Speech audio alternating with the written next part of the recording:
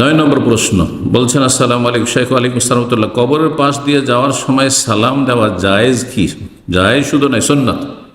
জি, যেমন মুসলিম জীবিতদেরকে সালাম দেওয়া সুন্নাত, তার পাশ দিয়ে অতিক্রম করলে, আর জবাব দেওয়া ওয়াজিব, ঠিক তেমনি মৃত মাইয়াত মুসলিম কবরস্থান দিয়ে অতিক্রম করছেন বা একটি কবর আছে সেখান দিয়ে অতিক্রম করছেন, তাহলে সুন্নত হচ্ছে যে তাকে বা তাদেরকে সালাম দেবেন। জি, এই ক্ষেত্রে যদি সালামের সুন্নতি দোয়া মুখস্থ থাকে তাহলে সবচাইতে ভালো, আর না হলে শুধু বলবে আসসালামু আলাইকুম ওয়া রাহমাতুল্লাহি ওয়া বারাকাতুহু, যথেষ্ট, আপনি সুন্নত আদায় করে দিলেন। কিন্তু তারপরে জিজ্ঞেস করছেন, আর যদি জায়েজ হয় তাহলে কিভাবে দিতে হবে? হাদিস সহিহ মুসলিমের 1619 নম্বর হাদিসে রয়েছে রাসূলুল্লাহ সাল্লাল্লাহু আলাইহি ওয়াসাল্লাম শিখিয়েছেন মা আয়েশা রাদিয়াল্লাহু তাআলা আনহাকে, তারপরে আর অন্যান্য সাহাবী থেকেও বর্ণিত হয়েছে, দুটো হাদিস সেখানে রয়েছে।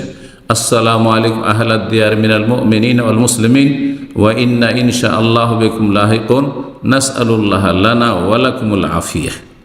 আর অন্য আরেকটি হাদিসে দু একটি বাড়তি শব্দ বা বাক্য রয়েছে।